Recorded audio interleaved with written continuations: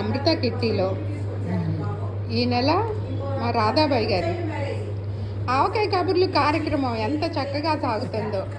ఎన్ని కూరలు ఉన్నాయి చూడండి, ఎన్ని కూరలు ఉన్నా కూడా రాధాబాయి గారు ఎంత చక్కగా మా అందరికీ అరేంజ్ చేశారు. ఇక్కడ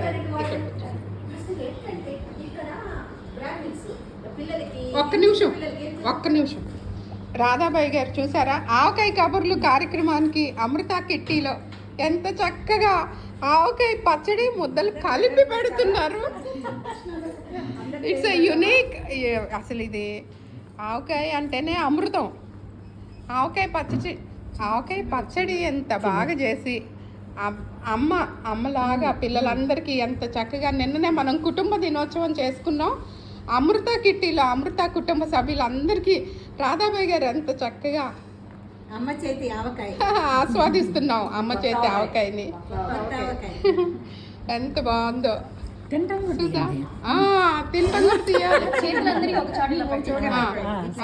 ఆవకాయ ముద్ద ఎంత బాగుందో చిన్నప్పుడు. అదే అంతే, చిన్నప్పుడే ఇట్లా కలిపి పెట్టేవాళ్ళరా. నువ్వు కూడా రారా, కమ్ చిన్నడా అమ్మ చేతి ఆవకాయ ధరా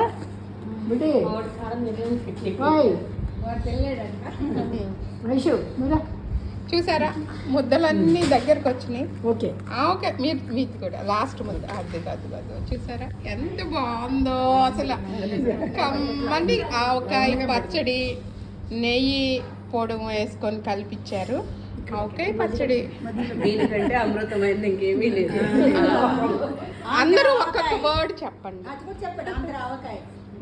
ఏం చెప్పాలి? ఆల్రెడీ అయిపోయింది అమృతం. ఆంధ్ర ఆవకాయ. ఆంధ్ర ఆవకాయ అంటే అమృతమే. అమ్మ చేతి ఆంధ్ర ఆవకాయ సూపర్. ఆవకాయ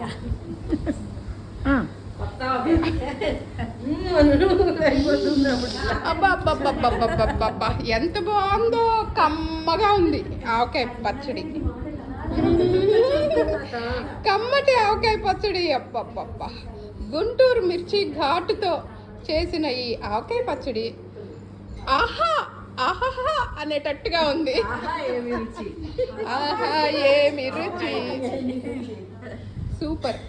అందరూ కూడా ఆవకాయ పచ్చడి మాత్రం సమ్మర్లో ఆస్వాదించాల్సిందే. ఇది మనకి ఒక ఎమోషన్. ఆవకాయ పచ్చడి అంటే ఆవకాయ పచ్చడి కాదు, it's an emotion. And Guntur కారంతో చేసిన ఆవకాయ పచ్చడి మా రాధాబాయి గారు అందరికీ ఇలా ముద్దలు చేసి అమ్మలాగా అమృత కిట్టీని అమ్మలాగా ఆదరించారు. ఆవకాయ పచ్చడి ఇచ్చి అందరికీ థ్యాంక్ యూ.